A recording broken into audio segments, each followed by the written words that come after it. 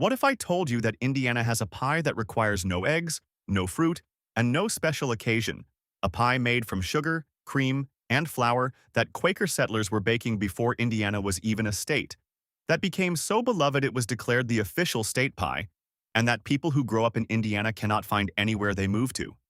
That the breaded pork tenderloin sandwich served across Indiana is a full-sized pork cutlet, sometimes 12 inches across, served in a standard 4-inch bun, with the meat extending 6 inches on every side, and that Hoosiers consider this the correct ratio? That the wild persimmon, a fruit most Americans have never eaten, has been made into pudding in southern Indiana since before the Civil War and still draws 50,000 people to a festival every fall?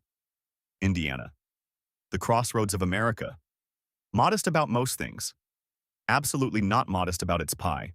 The earliest known recorded recipe for sugar cream pie dates to 1816, coinciding with Indiana's achievement of statehood. The pie predates the recipe.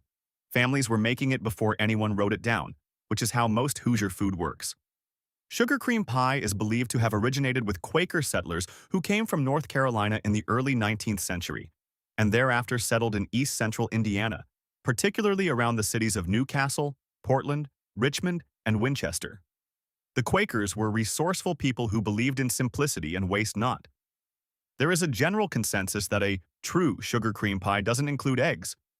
No eggs, no fruit, no seasonal ingredients that require a trip to the market or a good harvest. Just sugar, heavy cream, butter, flour or cornstarch, vanilla, and nutmeg. Ingredients that every Indiana farmhouse had on every shelf in every season. Before sugar cream pie became Indiana's unofficial state pie, it was a palatable answer to hard times. Thanks to the pie's lack of seasonal ingredients, anyone could combine sugar, cream, vanilla, nutmeg, salt, and flour throughout the year. A true sugar cream filling didn't even call for eggs. The dish, which fed a sizable group and could sit out without spoiling, became common at church gatherings and farm plowings. The nickname tells the history. Its bare-bones ingredients earned it the nickname Desperation Pie, which referred to the fact that it could be made when fresh fruit wasn't available. The name and the popularity of the pie later made a resurgence during the Great Depression when the economy tanked. Indiana has a sugar cream pie trail, a map of restaurants across the state that serve the traditional version. The trail exists because the pie does not travel. You cannot find Indiana sugar cream pie in Chicago or Cincinnati or anywhere that is not Indiana, because it is the pie that Indiana kept for itself. There is a sandwich served across Indiana that tourists encounter with disbelief, and locals eat without thinking about it at all. The Indiana breaded pork tenderloin is a pork loin cutlet, pounded thin until it reaches a diameter of 10 to 12 inches, dredged in flour, dipped in egg, coated in breadcrumbs or cracker meal, and pan-fried or deep-fried until golden. It is placed on a standard hamburger bun. The bun is 4 inches across. The tenderloin extends several inches on every side. The ratio is the point. The tenderloin is not meant to fit the bun. It is meant to dominate the bun, to be the meal, with the bun serving as a handle and a flavor note rather than as a structural container.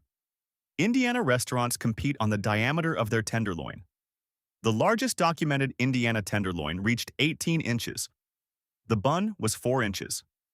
Nick's Kitchen in Huntington, Indiana, opened since 1908, is generally credited with creating the Indiana breaded pork tenderloin as a restaurant dish.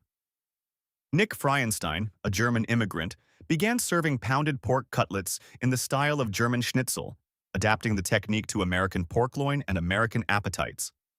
The adaptation was decisive. More meat, bigger portion, cracker crumb coating instead of fine breadcrumb, served on a bun rather than on a plate. The Indiana-Michigan Road, the historic highway running diagonally across the state, has been called the Tenderloin Trail because of the concentration of restaurants serving the sandwich along its route. In southern Indiana, in the hills and hollows of Lawrence, Orange, and Martin counties, in the river valleys where the American persimmon tree grows wild, there is a fall food tradition that most of the country has never encountered. The American persimmon is not the large, sweet orange persimmon sold in Asian grocery stores. It is a small, wild, dark orange fruit that ripens after the first frost, and only after the first frost. Before frost, the persimmon is intensely astringent, puckering your mouth the moment you bite into it. After frost, the astringency disappears and the fruit becomes sweet and complex, tasting of dates, of apricot, of something specific to the Indiana woods in October that nothing cultivated can replicate. Persimmon pudding is made from wild persimmon pulp, pressed through a sieve, combined with eggs, sugar, butter, buttermilk, and flour, and baked in a pan until the top forms a dark crust and the interior remains dense and moist. It is not a dessert pudding in the British sense. It is a baked good closer to a very moist, very dense spice cake, dark as gingerbread, with a flavor that is impossible to describe to someone who has not tasted a wild persimmon. The Persimmon Festival in Mitchell, Indiana has been held every September since 1947. It draws over 50,000 visitors. There is a persimmon pudding contest. There is a persimmon pudding queen. The winning recipes are published. Mitchell, Indiana, population 4,000, becomes one of the most visited towns in the state for one weekend every fall. Outside of southern Indiana and a few other pockets of the American South, persimmon pudding is essentially unknown. Indiana is the popcorn capital of America. The state produces more popcorn than any other. Approximately 25% of the entire national supply comes from Indiana fields. The flat, fertile soil, the specific humidity, and the growing conditions of the Indiana Corn Belt produce popcorn kernels with a hull thin enough to pop completely and a moisture content that creates the maximum expansion. Orville Redenbacher was born in Brazil, Indiana, in 1907. He studied agriculture at Purdue University and spent decades working in the agricultural industry before focusing on popcorn hybridization. His goal was to develop a popcorn that popped bigger and lighter than standard commercial varieties, a kernel that left fewer unpopped kernels at the bottom of the bowl. He and his partner Charlie Bowman developed over 30,000 hybrids over more than a decade before they found the variety they were looking for. Their premium popcorn was initially sold locally in Indiana under the name Redbow, combining their surnames. In 1970, a Chicago marketing firm told them the product was excellent but needed a more memorable name. Orville Redenbacher, the firm said, was one of the most memorable names in America. Put it on the bag. Orville Redenbacher's popcorn launched nationally in 1970. It sold at a premium, more expensive than competing brands, because Redenbacher insisted that the quality justified the price and refused to discount it. He was right. The brand became the best-selling popcorn in America. Redenbacher appeared in his own commercials wearing his trademark bow tie and round glasses until his death in 1995. Indiana is a corn state in the way that Wisconsin is a dairy state. The relationship between the land and the crop is fundamental to everything else. Indiana produces between 700 million and 1 billion bushels of corn per year, making it consistently one of the top 5 corn-producing states in America. The sweet corn of Indiana, grown on family farms throughout the state, sold from roadside stands from July through September, eaten the day it is picked because sweet corn begins converting its sugars to starch the moment it leaves the stalk, is a specific seasonal experience that Indiana residents mark on their summer calendar. Indiana sweet corn appears at every county fair, at every roadside stand along every state highway between July and September. The Indiana State Fair corn on the cob stand, boiled in milk and water, served with butter, salt, and sometimes garlic, has been one of the most popular food stands at the fair for decades. The corn that Orville Redenbacher spent a decade hybridizing for popcorn grew from the same Indiana agricultural tradition that produces the sweet corn on the summer table. In 1905, Louis Shapiro opened a delicatessen on South Meridian Street in Indianapolis. His family had come from Eastern Europe. They brought with them the food of the Jewish deli tradition: corned beef, pastrami, brisket, matzo ball soup, rye bread baked in-house, and the commitment to making it correctly, which means making it from scratch, in quantity, every day. Shapiro's has been on the same block, in the same family for 120 years. It is the oldest continuously operating delicatessen in Indiana and one of the oldest in the Midwest. The cafeteria-style service, you carry a tray, you point at what you want, you find a table, has not changed. The menu has not substantially changed. The corned beef is still made in-house.